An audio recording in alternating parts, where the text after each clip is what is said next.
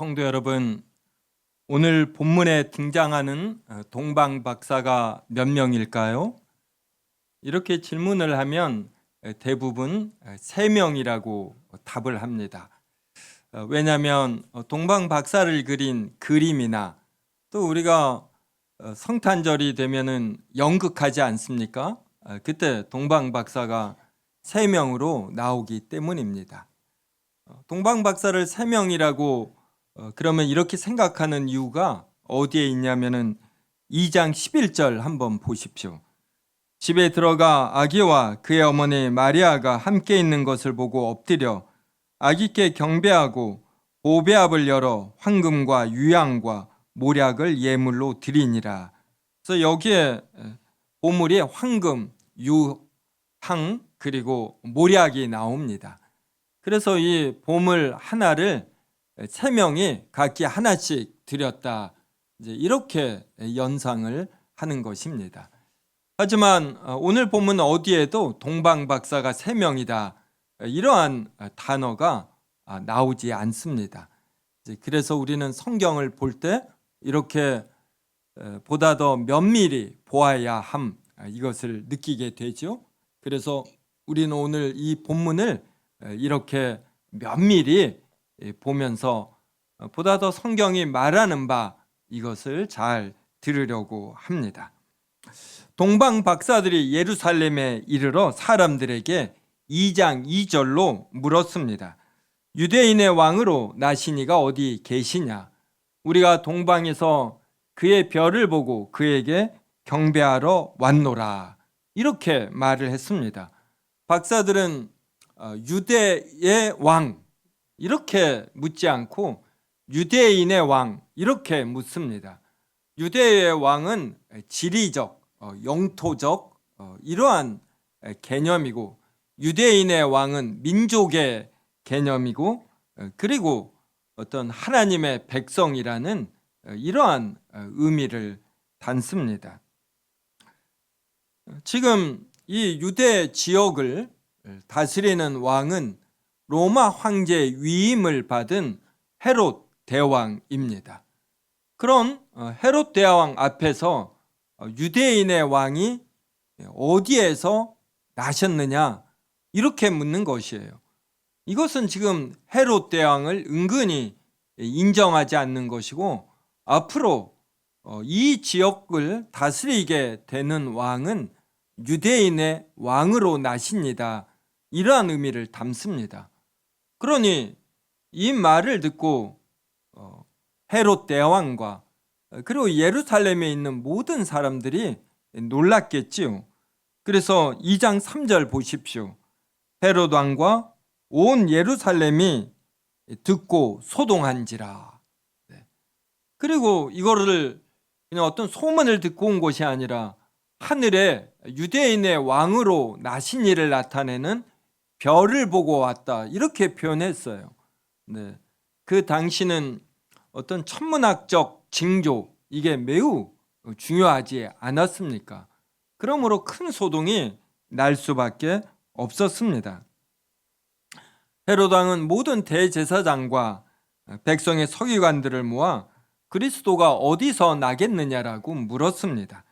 이들은 미가서 예언을 인용하여 유대 베들레헴이라고 대답했습니다. 2장 6절 보십시오. 또 유대 땅 베들레헴아 너는 유대 골 중에서 가장 작지 아니하도다. 내게서 한 다스리는 자가 나와서 내 백성 이스라엘의 목자가 되리라 하였음이니이다. 그러니까 베들레헴이 영토와 인구라는 측면에서는 작을 수가 있습니다. 그런데 여기에서 한 다스리는 자가 나와요. 이렇게 큰 인물 그리고 다른 사람들과 비교해서 어느 정도 뛰어난 인물이 아니라 결정적인 한 다스리는 자가 나온다라는 측면에서 그래서 하나님의 백성 이스라엘의 목자가 된다라는 측면에서는 베들레헴이 작지 않다 이렇게 미가서에 예언이 되어 있는 것입니다. 이제 이러한 헤롯 대왕의 조언을 듣고 바로 베들레헴에서 이런 유대인의 왕이 난다. 이 말을 헤롯 대왕에게 듣고 동방 박사들이 이제 다시 출발을 했습니다. 동방에서 보던 별이 다시 문득 하늘에 나타난 것입니다. 그리고 아기 예수의 집 위에 머물렀습니다. 이때 박사들은 얼마나 기뻐했겠습니까?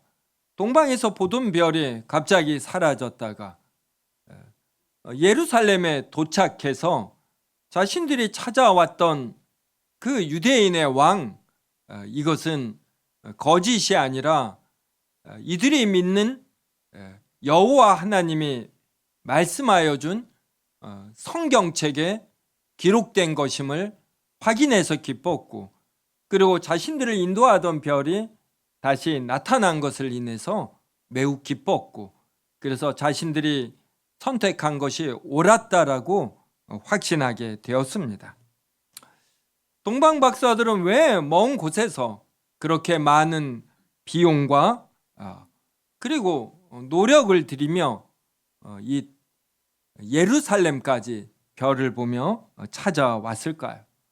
현대에도 우리가 3박 4일, 8박 9일로 국내든 국외든 여행하려면 많은 비용이 듭니다. 또 직장에서 휴가를 받아야지 됩니다. 당신은 치안도 불안정했습니다. 또 동방 박사라고 하는 걸 보면 이런 이스라엘 주변 국가가 아니에요. 이스라엘 주변 국가면 이 국가명을 특정해서 성경이 기록하기가 쉽습니다. 동방 박사들은 무엇에 근거해서 그렇게 먼 곳에서 예루살렘까지 찾아왔을까요? 그리고 동방 박사들이 어떤 박사로서 하늘의 별들을 관측할 수 있습니다. 그러다 어느 날 갑자기 별이 나타났어요. 전혀 관측되지 않던 별이 갑자기 나타났는데, 그때 이 별이 유대인의 왕을 나타내는 별이다. 이러한 생각을 어떻게 가졌을까요? 이것은 마태복음 2장 12절을 통해서 우리가 알 수 있습니다. 그들은 꿈에 헤롯에게로 돌아가지 말라 지시하심을 받아 다른 길로 고국에 돌아가니라. 그러니까 동방 박사들이 아기 예수님께 경배하고 이제 돌아갈 때 헤롯 대왕은 자신도 경배할 터이니 알려달라고 했거든요. 그런데 이 아기 예수를 죽일 의도로 이렇게 말한 겁니다. 그래서 하나님께서 꿈에 동방 박사들에게 나타나 헤롯 대왕에게 가지 말라 이렇게 알려주었습니다. 또 요셉, 아기 예수의 육신적 아버지인 요셉도 마리아가 잉태된 것이 성령으로 잉태된 것이다, 이것을 하나님께서 꿈으로 알려주셨습니다.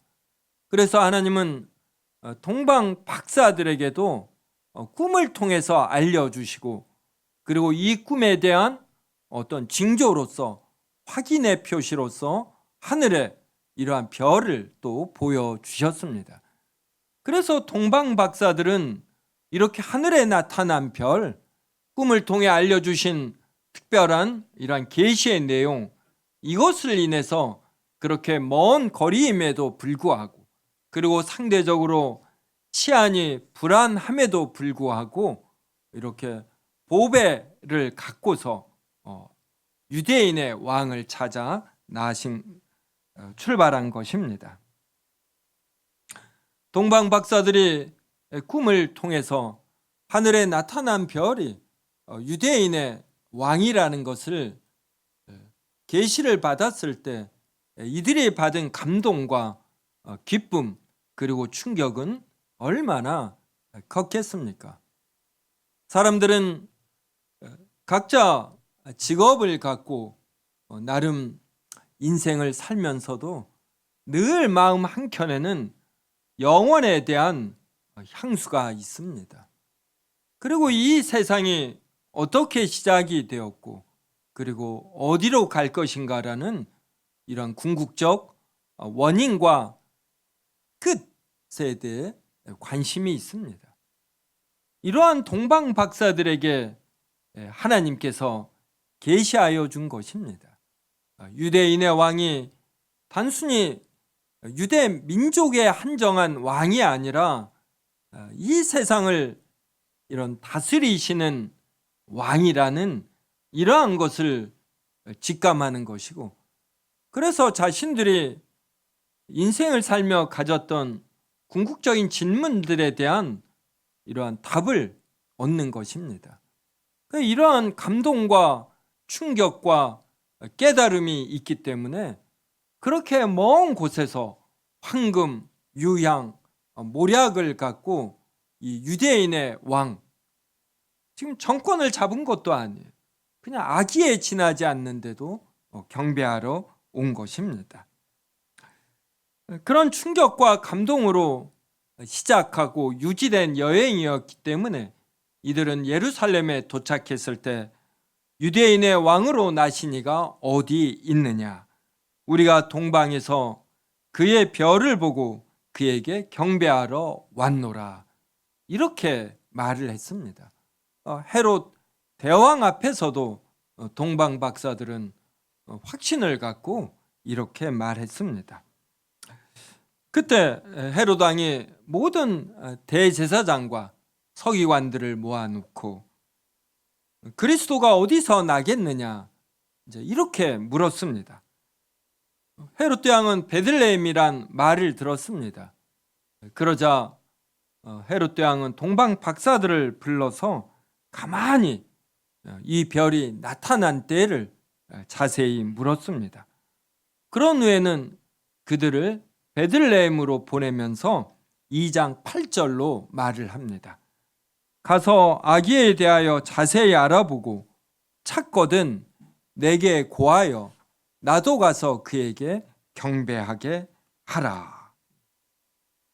이러한 과정을 동방 박사는 보면서 자신들이 찾아온 유대인의 왕, 이것은 이렇게 구약 성경에 예언되어 있구나, 이것을 다시금 확인을 합니다. 자신들의 발걸음이 헛되지 않음을 확인하며 매우 기뻐했고, 그래서 다시금 베들레헴을 향해 힘차게 전진합니다. 게다가 사라졌던 별이 다시 나타나 안내하기까지 했습니다. 그래서 2장 10절 보셔요. 그들이 별을 보고 매우 크게 기뻐하고 기뻐하더라. 네. 요사이는 내비게이션이 있어서 우리가 모르는 길을 찾아갈 때 참 편리합니다. 근데 이 동방 박사들의 입장을 한번 생각해 봐요. 당신은 인터넷이 없습니다. 제가 청년 때 유럽 가거나 그러면 일본에서 오래전에, 일본은 우리보다 이런 여행 자유화, 세계화가 되어서 각국에 관한 정보들이 잘 축적된 이런 책자들이 있었어요. 그래서 이것이 번역된 책들 보고 저도 청년 때 외국 갈 때 미리 사전 정보를 입수하곤 했습니다. 근데 동방 박사들은 참고할 자료가 하나도 없는 것입니다. 그래서 이렇게 먼 여행에 따르는 비용, 노력, 그리고 안전의 부재, 이러한 것들을 다 지불하며 여행을 떠난 것이에요. 그러할 때 예루살렘에서 유대인의 왕이 구약 성경에 예언되었다라는 것을 확인할 때, 그리고 동방에서 보았던 별이 다시 나타났을 때, 그땐 정말 안심이 되고 자신들의 선택과 발걸음이 가치가 있음을 알면서 매우 크게 기뻐하고 기뻐하였던 것입니다. 우리들 중 누가 우리의 어떤 편함과 견문을 위해서 여행을 하지, 이렇게 어떤 진리를 찾아 어떤 이 세상을 통치할 이런 지도자를 찾아 여행하는 일, 이거 극히 드뭅니다. 이들은 집에 들어가 아기와 마리아가 함께 있는 것을 보고 엎드려 아기께 경배하고 보배압을 열어 세 가지 보물을 바쳤습니다. 요셉과 마리아는 누추했습니다. 어떤 유대인의 왕이라는 이 아이가 유대인의 왕이 될 것이라는 이러한 것이 어떤 지배 규모로는 없지요. 하지만 동방 박사들은 이런 것들에 전혀 개의치 않고 아기 예수께가 엎드려 경배하고 자신들이 가져온 보물들을 주었습니다. 이들은 이 아기 예수가 유대인의 왕이고 오래전부터 예언된 이 세상의 구주자가 될 것임, 이러한 것을 확신했습니다. 성도 여러분, 오늘 본문에 여러 인물들이 등장하지 않습니까? 이 인물들 중에서 하나님의 말씀을 문자와 말로 전혀 받지 않았던 사람들이 동방 박사들입니다. 헤롯 왕은 유대를 다스리는 왕입니다. 자신이 다스리는 지역에 대해서 어떤 역사와 종교와 문화에 대해서 어떤 정치인의 책임으로서 또 자신의 정권을 잘 유지하기 위한 정치적 목적 때문이라도 공부를 합니다. 그래서 동방 박사들이 왔을 때 헤롯 대왕은 대제사장과 서기관들을 모아 너희들의 성경책에 이 유대인의 왕이 될 자가 어디에서 날 것인지를 물었습니다. 그래서 이 대답을 듣고 동방 박사들에게 베들레헴이라는 지역을 가르쳐 이가 헤롯 대왕입니다. 그런데 헤롯 대왕은 이것을 단순히 하나의 지식으로 알았지 진리로 받아들이지 않았습니다. 그는 자신이 유대의 왕이라는 로마 황제의 위임을 받은 권력자라는 것, 이것이 가장 우선순위였습니다. 그래서 대제사장과 서기관들이 하나님의 말씀에 의해서 가르쳐준 내용, 이것을 하나의 지식으로 이렇게 국한시켜 버렸어요. 바로 아기 예수를 통해서 그분이 앞으로 다스리실 영원한 나라를 생각하며 이러한 영원한 구원을 붙들지 못했습니다. 그래서 헤롯 대왕에게는 그가 유대의 왕이라는 것, 이것이 독이 되어버리는 것입니다. 그래서 이 사람들은 자신에게 주어진 어떤 여러 좋은 것들, 이것이 자신에게 독이 되지 않는가, 이걸 생각해야지 되는 거예요. 어떤 유대의 왕이라는 것은 정말 엄청난 권력이죠. 지금과 같은 민주공화정과 다릅니다. 거의 군주제 아닙니까? 헤롯의 말이 곧 법이 되기 쉬운 이러한 시대의 권력이에요. 그래서 그는 이 권력이 그를 지배해 버립니다. 그래서 이 권력보다 더 가치 있는 것을 보지 못한 것이에요. 헤롯 대왕은 이 권력에 대한 욕심이 얼마나 강했는지, 이 범상치 않은 하늘에 나타난 별, 동방 박사들의 표현, 이것이 마음에 계속 걸렸습니다. 그래서 자신들이 동방 박사들에게 속은 것을 알았을 때 이 베들레헴과 그 인근 지역에 있는 아이들을 2살로부터 해서 그 밑에 있는 아이들은 전부 다 죽였습니다. 사람이 권력에 취하면 얼마나 무서운 일을 하는가. 사람 목숨을 파리 목숨으로 여기는 이러한 행위를 하게 됩니다. 그 다음 헤롯에게 베들레헴에서 유대를 다스릴 이가 나타날 것을 가르쳐준 대제사장들과 서기관들은 어떠합니까? 이들은 하나님의 말씀과 더불어 사는 자예요. 이것을 연구하고 가르치는 자입니다.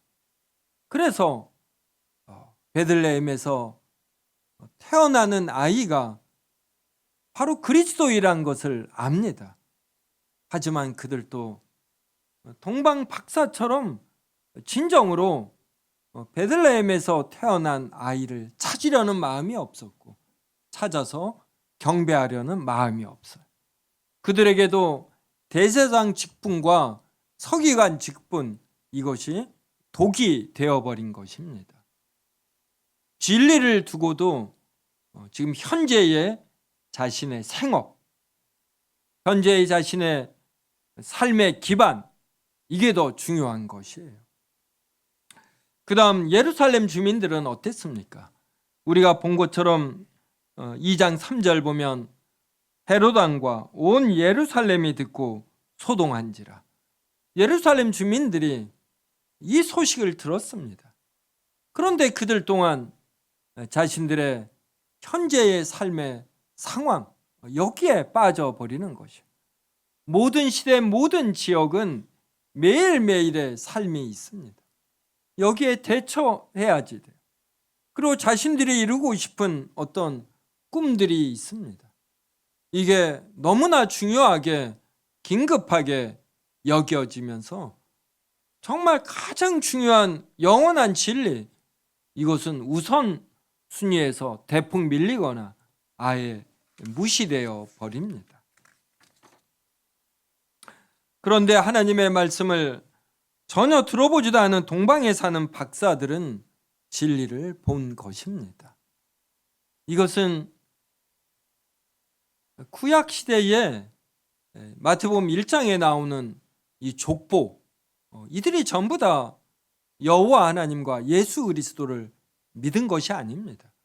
아브라함과 다윗의 자손들 중에서 여호와 하나님과 예수 그리스도에 대한 믿음을 가진 이들은 또 일부였어요. 그러함에도 하나님께서 아브라함을 보내시고 다윗을 보내며 그리고 그 믿음이 후손을 통해 부분적으로 이어지게 하시며 끝내 예수 그리스도에 이르게 하십니다. 그리고 예수 그리스도를 주시면서 그의 부모 요셉과 마리아를 또 계시를 통해 준비시키십니다. 이렇게 하나님께서 자신의 자녀를 택하시고 하나님을 알도록 이끄시는 하나님께서 이제 예수 그리스도가 태어난 당시에는 또 동방 박사들도 준비시키시는 것이에요. 그래서 예수 그리스도의 부활 승천 이후에는 그 복음이 전 세계로 퍼져가게 하십니다.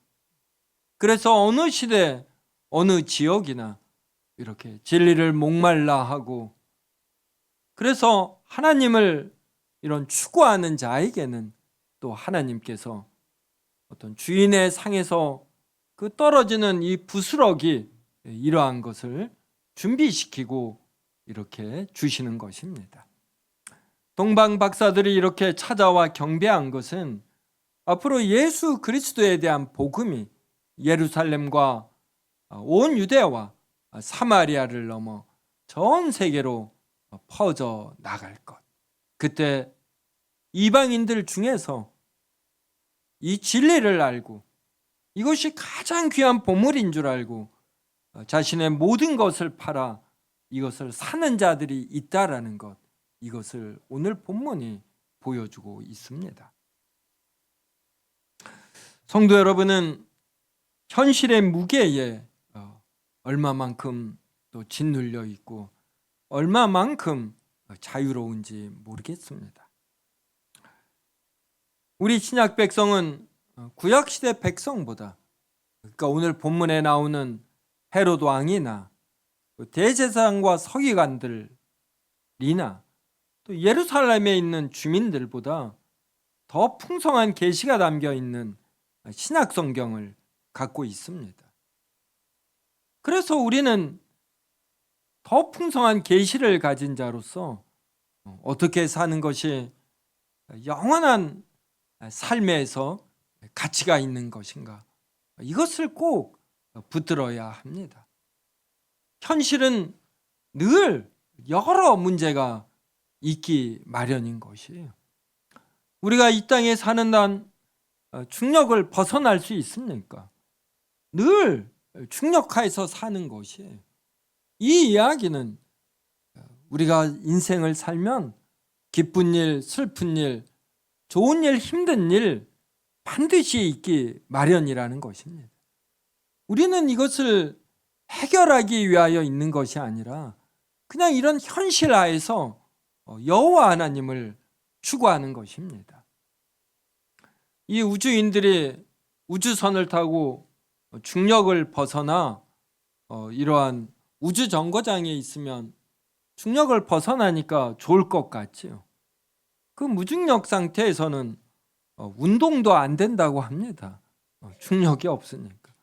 몸무게 재는 일도 아주 굉장히 특이해요. 저울에 올라가도 무게가 재어지지 않는 것입니다.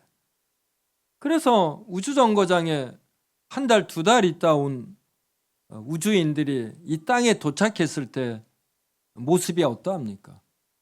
전부 다 근력이 약해져서 이렇게 누워 있어요.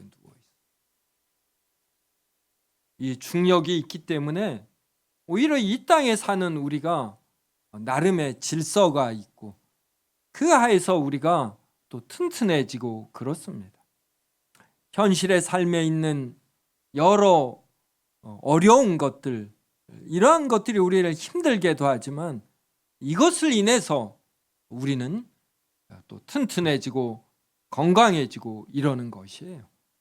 그래서 우리가 여호와 하나님에 대한 올바른 신앙, 가열찬 추구를 갖고 있다라면 상황에 상관없이 이것을 우선순위에 둘 수 있습니다. 동방 박사들의 어떤 예루살렘까지의 여행을 우리는 가볍게 여기면 안 돼. 보물까지 가지고 온 사람들이에요. 그러니까 어떠한 상황에서도 이러한 유대인의 왕, 이 세상을 다스릴 왕, 이것을 보고자 한 것입니다. 그래서 우리도 예수 그리스도로 말미암는 온전한 구원과 영원한 생명의 가치를 안다라면 이 현실의 삶에서 이것을 가장 우선순위에 두는 것입니다.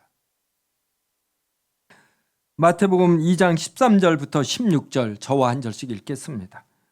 그들이 떠난 후에 주의 사자가 요셉에게 현몽하여 이르되 헤롯이 아기를 찾아 죽이려 하니 일어나 아기와 그의 어머니를 데리고 애굽으로 피하여 내가 내게 이르기까지 거기 있으라 하시니 요셉이 일어나서 왕의 아기와 그의 어머니를 데리고 애굽으로 떠나 헤롯이 죽기까지 거기 있었으니 이는 주께서 선지자를 통하여 말씀하신 바 애굽으로부터 내 아들을 불렀다 함을 이루려 하심이라.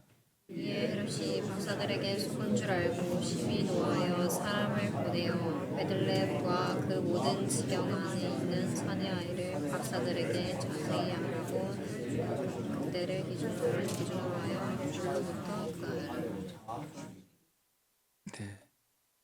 16절에 보면 헤롯이 박사들에게 속은 줄 알고 심히 노하였습니다. 그러니까 우선순위가 잘못되면은 박사들에게 속은 걸 알았을 때 내가 알지 못하는 이러한 신이 그들을 인도했나 보다. 나의 시도는 실패할 것이다. 이거를 직감해야지 되는 거예요. 근데 헤롯은 이 감각이 없습니다. 이 권력이 너무 강해지면은 그때부터는 이 권력을 이렇게 보호하는 것으로 온 신경이 이렇게 곤두서 있어요. 그래서 도움을 필요로 하는 사를 잘 보지 못한다고 합니다. 이것은 사회 심리학에서 거듭된 실험을 통해서 확인된 바예요. 그러니까 헤롯 왕에게는 왕이라는 권력이 치명적인 독인 것입니다.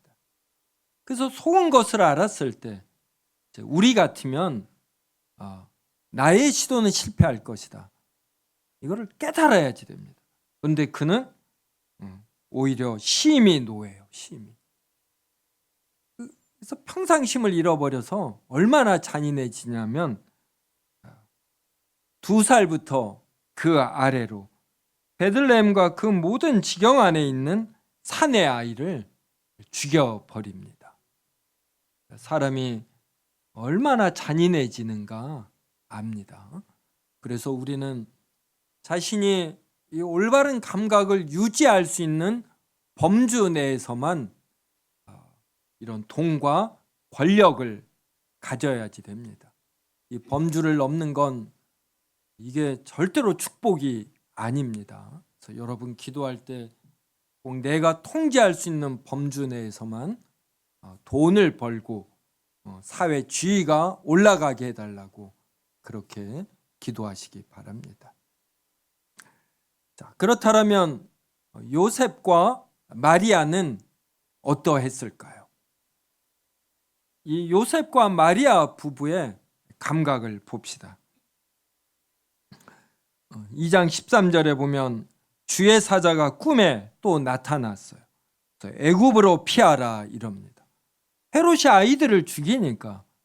그래서 14절 보셔요. 요셉이 일어나 밤에, 이게 낮에 가면 잡힐 수 있거든요. 그래서 밤에, 이 말은 즉시 주의 사자의 말에 즉시 반응을 한 것입니다. 요셉이 일어나서 밤에 아기와 그의 어머니를 데리고 애굽으로 떠나가 헤롯이 죽기까지 거기 있었다. 이렇게 나옵니다. 하나님께서 자신의 영원한 아들을 사람이 되게 하시어 이 땅에 누추한 집에 태어나게 하셨잖아요. 일반적 환경보다 더 떨어지는 이런 경제적 환경, 이러한 데서 예수님이 태어났습니다. 그러면 하나님의 미안한 마음으로라도 이 아기 예수와 요셉과 마리아를 이적으로 보호해야 하지 않습니까? 그런데 하나님은 애굽으로 피신하라고 합니다. 베들레헴에서 애굽까지 가는 길, 이것이 또 힘들지 않겠습니까? 근데 요셉과 마리아는 이걸 어떻게 감당했을 것 같아요? 저는 경쾌하게, 기쁘게, 감사함으로 감당했다 생각합니다. 그 가는 길이 완전히 순탄하지 않습니다. 누가 먹을 것을 매번 내주지 않아요. 애굽에 머무는 시간이 몇 년이었는지 모르겠지만 요셉과 마리아는 다 감당해내는 것입니다.